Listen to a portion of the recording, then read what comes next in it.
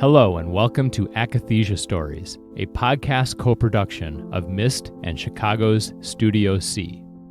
MISSD, the Medication-Induced Suicide Prevention and Education Foundation in memory of Stuart Dolan, is a unique nonprofit organization dedicated to honoring the memory of Stuart and other victims of akathisia by raising awareness and educating the public about the dangers of akathisia. MISSD aims to ensure that people suffering from akathisia symptoms are accurately diagnosed so that needless deaths are prevented. The foundation advocates truth in disclosure, honesty in reporting, and legitimate drug trials. On this second episode of Akathisia Stories, we hear from Gail Regenbogen. In late 2010, Gail's husband Howard went on the antidepressant Cymbalta. In a short period of time, he changed from the very outgoing, happy man Gail had known him to be through 30 years of marriage to someone who was quiet and withdrawn. This was 3 weeks into the course of the Cymbalta. And my daughter called me up and she said, we were all driving home and we were talking about Dad tonight and I think something's not right. And I said, well, I've noticed a change in his personality as well. I sort of just kind of let it be because I really wasn't educated on any of the side effects of any of these drugs. All I knew is that these drugs work and they help people. We'll have Gail's full story in a moment. First, I have this MISSD update provided by Christina Gerke, whose akathisia story we'll hear on an upcoming episode of this podcast. Christina writes, MISSD was recently in London presenting to hundreds of doctors attending the Royal College of Psychiatrists International Congress.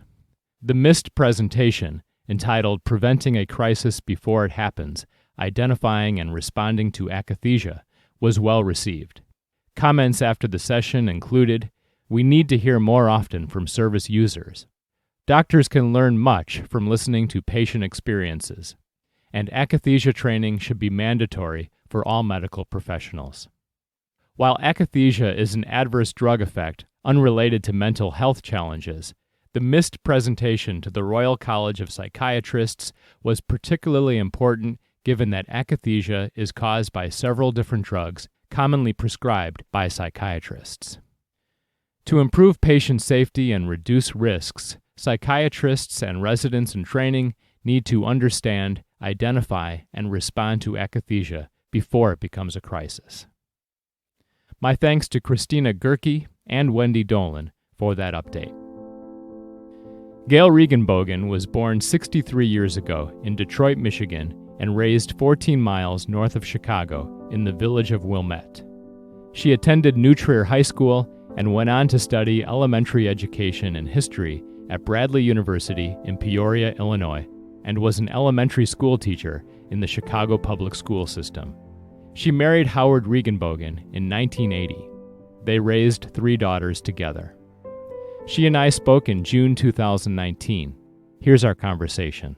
So can you tell me about Howard and the marriage that you had and give us that backstory leading up to? Okay, so by education, he was a criminal attorney, but was involved in a family furniture business. We had met in 1978, the winter of 1978, and we married in March of 1980.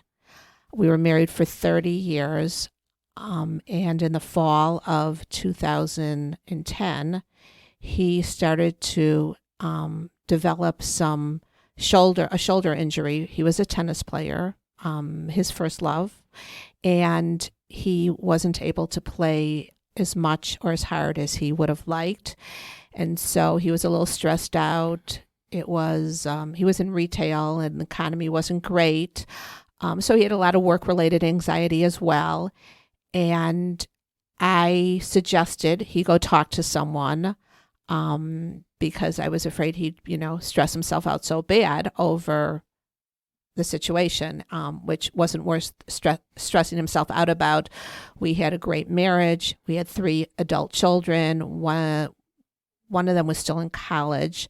One was married, and they were all self-employed, doing well, great relationship with their father. There was nothing to worry about. We were financially secure. And he took my advice and went to a doctor that his internist recommended, a board-certified psychiatrist.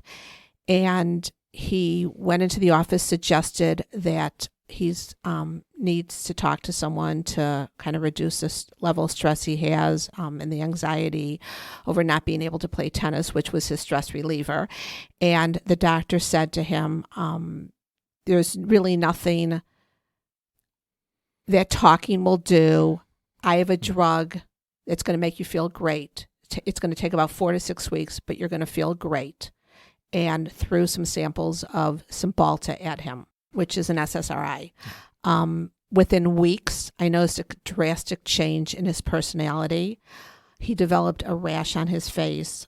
He had some flu-like symptoms, which, I just kind of brushed off as him maybe, having a little case of the flu.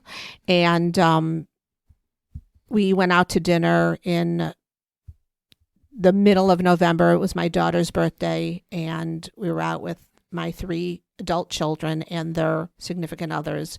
And everybody noticed that my husband was very quiet. Usually he is a very outgoing, happy, sort of person. And he was pretty depressed, which was not characteristic of his personality. And so this was how many weeks into that? This was 3 weeks into the course of the Cymbalta. And that night, my daughter called me up and she said, we were all driving home and we were talking about Dad tonight, and I think something's not right. And I said, well, I've noticed a change in his personality as well.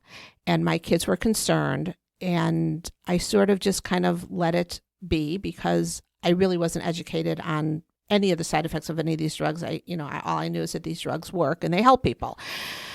And would you say that was his attitude about it too? Yes. So when the doctor suggested that talking was really not going to be much help and prescribed this drug, Howard basically thought that seemed to make sense. Like this was a golden key.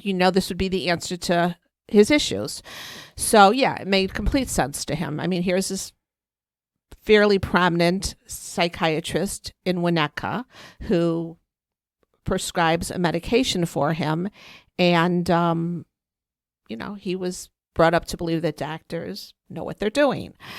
So after that night, I had a small dinner at my house with some family a week later, and my sister-in-law called me the next day and also mentioned that she noticed my husband seemed to be a completely different personality. And she had noticed that he seemed withdrawn. And usually he's the life of the party. And he was real quiet and withdrawn. And she wanted to know if he was okay. And I said, well, I think he might, for the first time, because he had never been, you'd never diagnose him as a depressed person ever. He had agitated anxiety. Always, he worried about things that, why did we plant the tree so close to the front door? In 20 years, it might be a problem. Things that just typical, anxiety. But this was the first time that it was necessary, that he found it necessary to seek the advice of a psychiatrist. Well, he had a panic attack maybe about 10 years earlier. We were on vacation and he thought he was having a heart attack. And when he settled himself down and realized that it wasn't, I said, I think you maybe just had what's called a panic attack. And he went to his internist, who then also sent him to a doctor, and they gave him, like a benzo to relax if that ever happened again. And he also was taking Ambien.